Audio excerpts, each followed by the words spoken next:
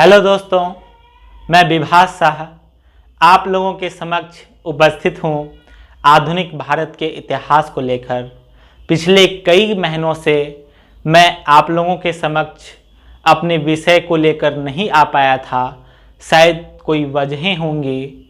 एक कहावत है ना, देर आए दुरुस्त आए। तो आप लोगों के समक्ष मैं पूर्ण रूपेण आपके विषय को अच्छे से तैयारी कराऊंगा। आशा करता हूं कि आप लोग भी पूरे मेहनत के साथ इस विषय पर रुचि लेकर अपने तैयारी को आगे बढ़ाएंगे। मैं आज विषय को प्रारंभ करता हूं एक कोटेशन के साथ। कोटेशन है, जहां का राजा व्यापारी वहां का प्रजा भिखारी। ये कथन हमारे चाणक्य का है।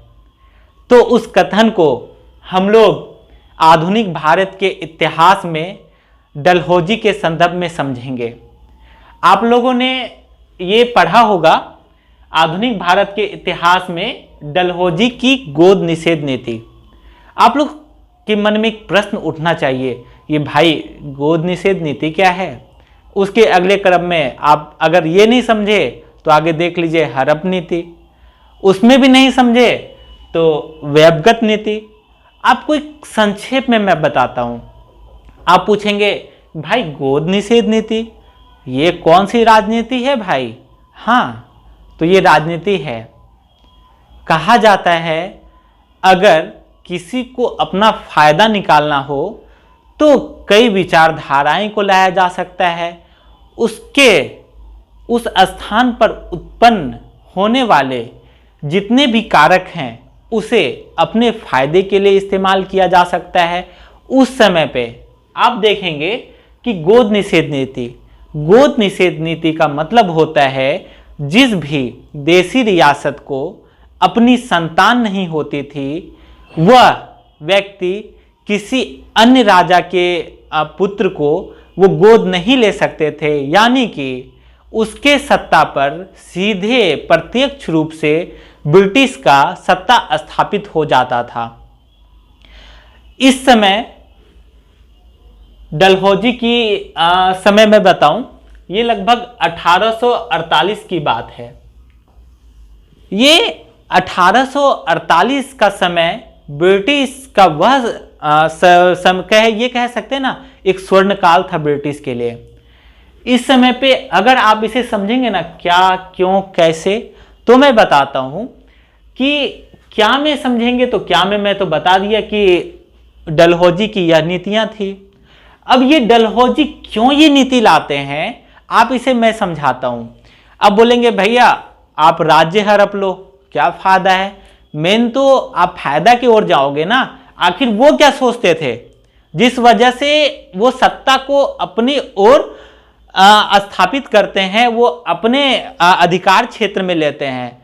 तो मैं बता दूं, इस समय ब्रिटिश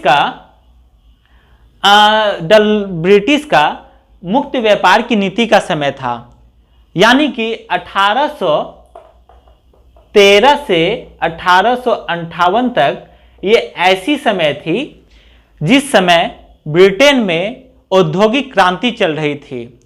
और उस औद्योगिक क्रांति के समय में एक तरफ ब्रिटिश को कच्चे माल की आवश्यकता होती थी, तो दूसरी तरफ ब्रिटिश को निर्मित वस्तुओं को बेचने के लिए एक बड़े बाजार की आवश्यकता थी।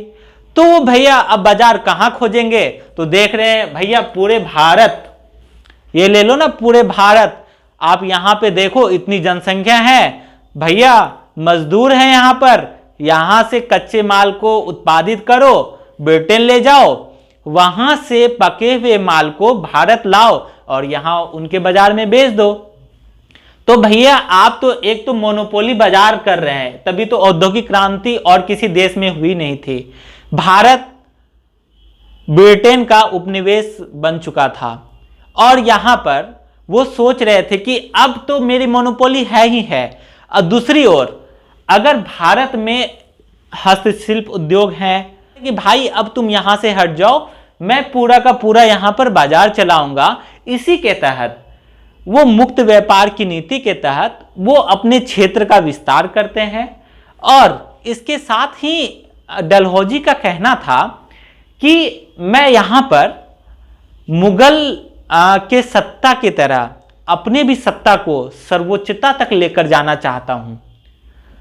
आप एक कथन सुने होंगे डलहौजी के बारे में कि पूरे भारत के मानचित्र को एक धागे में उन्होंने पिरो दिया।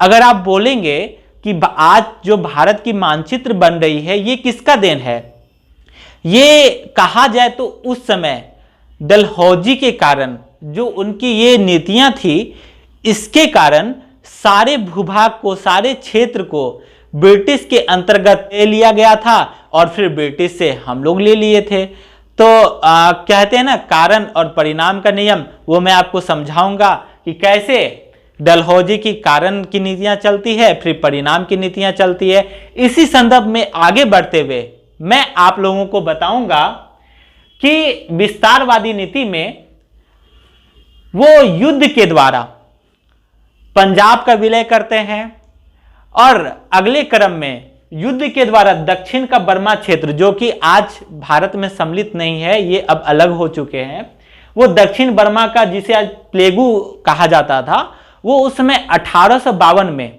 तभी उस क्षेत्र को अपने नियंत्रण में लिए थे। आगे मैं बता दूं कि शांति व सम्मत तरीके से अवध का विलय 1856 में करते हैं। यही वह अवध है जहां पर किसान 1857 के विद्रोह में प्रत्यक्ष रूप से भाग लेंगे। और आप बोलेंगे 1857 का विद्रोह तो सैनिक विद्रोह था, तो फिर उसमें किसान कहां से सम्मिलित हुए? अरे भैया, किसान का ही बेटा तो सैनिक बनेगा, दूसरा कोई बाहरी तो आएंगे नहीं। तो ये किसान का बेटा सैनिक थे। कहीं ना कहीं वो अपने घर के परेशानी से काफी ज्यादा चिंतित हो गए थे। यार, हमारे पिताजी के साथ ऐसा किया जा रहा है, हमारे परिवार के साथ ऐसा किया जा रहा है, अच्छा हमारे पास थोड़ी भी शक्ति है तो मैं उस शक्ति का उपयोग ब्रिटिश के विरुद्ध करूंगा। तो कुशासन के आरोप में अवध को 1856 में अपने नियंत्रण में कर लिया गया था, जबकि अवध में कोई ऐसी बात नहीं थी, वहां पे कोई गोद निषेध नीति नहीं लग रही थी, कोई वैभगत नीति नहीं लग रही थी। हाँ भैया, हड़प नीति तो लग रही थी कि पकड़ के हड़प लो।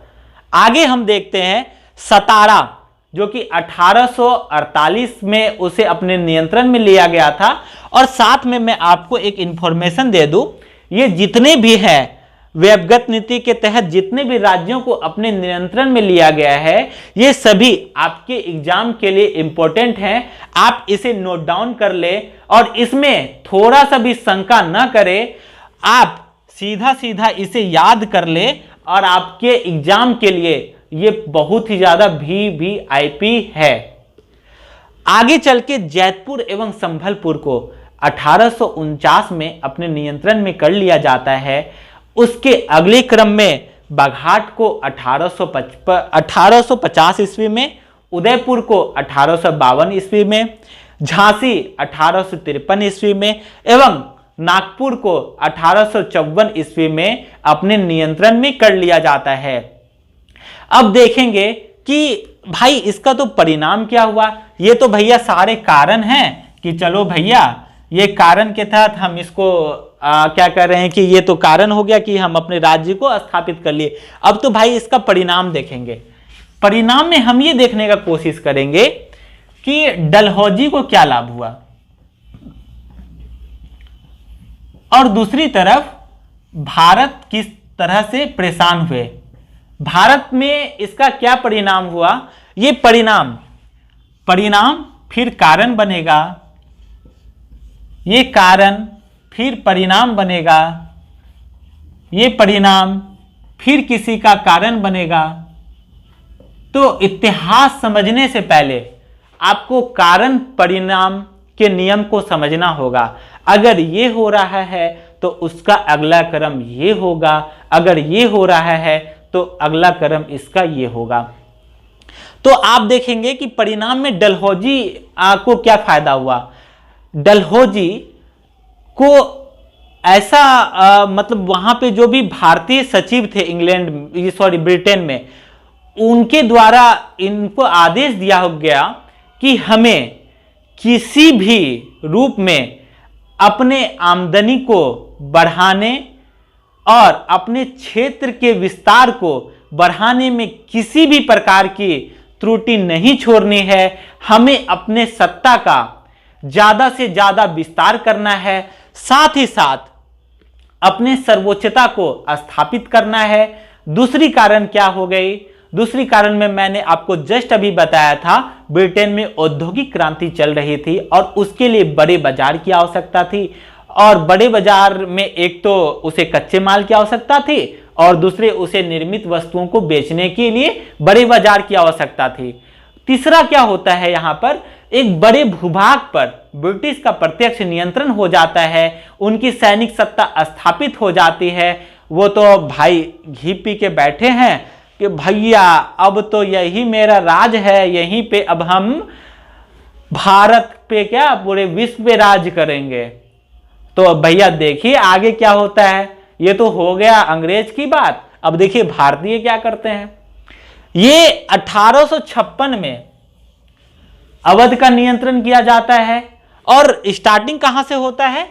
1848 में, यानी कि 8 साल तक ये क्रमिक घटना चलती है। लेकिन एक कहावत है ना, भैया घड़ा तो एक दिन भरेगा, और जिस दिन भरेगा उस दिन तो भैया सोच लो क्या होवेगा। अब क्या होती है, 1856 के बाद अगला आता है 1857। आपने 1857 की क्रांति के बारे में सुना होगा और ये 1857 की क्रांति का कारण यहीं से उपजता है। मैंने आपको पिछली क्लास में पढ़ाया था वेलेजली की सहायक संधि प्रणाली। अगर आप नहीं देखे हैं तो पिछले क्लास, शायद वो 9th क्लास है, आप वो 9वां क्लास को देखें तो आपको वहां पर अच्छे से समझ में आ जाएगा कि कैसे ब्रिटिश विचारधारा के माध्यम से अपने क्षेत्र का विस्तार किया था। उसी तरीके से कि डलहौजी अपने क्षेत्र का विस्तार करता है। भैया अगर वेलेजली 2G थे तो उसका अगला क्रम 3G 4G ना भैया ना, ये तो सीधे 5G हैं। ये तो पूरे का पूरे क्षेत्र को अपने नियंत्रण में ले लेते हैं और इसके साथ ही क्या करते हैं कि क्षेत्र को नियंत्रण में लेने के बाद 1857 की क्रांति होती है। और 1857 की क्रांति का कारण आप आपको अच्छे से समझ में आ गया होगा कि 1857 की जो लड़ाई हुई थी उसके पीछे क्या कारण थे। एक तरफ जो किसान थे, भू राजस्व व्यवस्था के कारण उनके द्वारा क्या किया गया था कि काफी ज्यादा परेशान कर दिया गया था। उनको खाने के लिए अन्न नहीं मिलते थे जबकि वो उपजाते थे।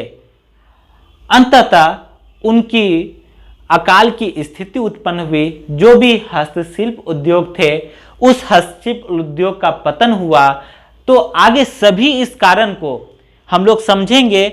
मैंने आपको आज 1857 की क्रांति में छोड़ा एक कारण बताकर, लेकिन फिर मैं जब आपको भू राजस्व नीतियां पढ़ाऊंगा, जब आपको धन की निकासी पढ़ाऊंगा, जब आपको रेलवे पढ़ाऊंगा, जब आपको उपनिवेशवाद पढ़ाऊंगा, जब आपको वित्तीय पूंजीवाद पढ़ाऊंगा, उसके बाद सभी कारण को मैं 1856 तक ले जाऊंगा।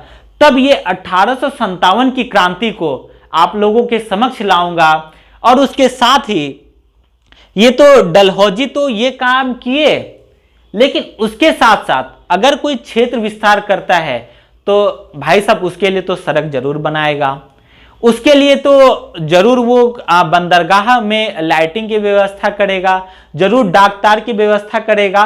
तो ये सभी कारण को आगे मैं डलहौजी के कार्य में पढ़ाऊंगा और आपको बताऊंगा कि अगर ब्रिटिश का वैध संतान, मैं आपको अच्छे से बता दूं, अगर ब्रिटिश का वैध संतान साम्राज्यवादी विस्तार है तो उसका अवैध संतान आधुनिकीकरण है। तो इसके साथ ही मैं आज आपको यहीं पर छोड़ता हूं। कल मैं डलहौजी के कार्य के बारे में आपको बताऊंगा। धन्यवाद। आप इस चैनल को अधिक से अधिक लोगों के पास शेयर करें, सब्सक्राइब करें एवं लाइक करें, और साथ ही साथ मैं इस क्लास को लगातार नियमित तौर पर आगे पढ़ाऊंगा। आशा करता हूं कि आप इन बातों को समझ पा रहे होंगे, और जहां भी आपको किसी भी प्रकार की कोई कठिनाई हो तो आप कमेंट बॉक्स पर कमेंट करें।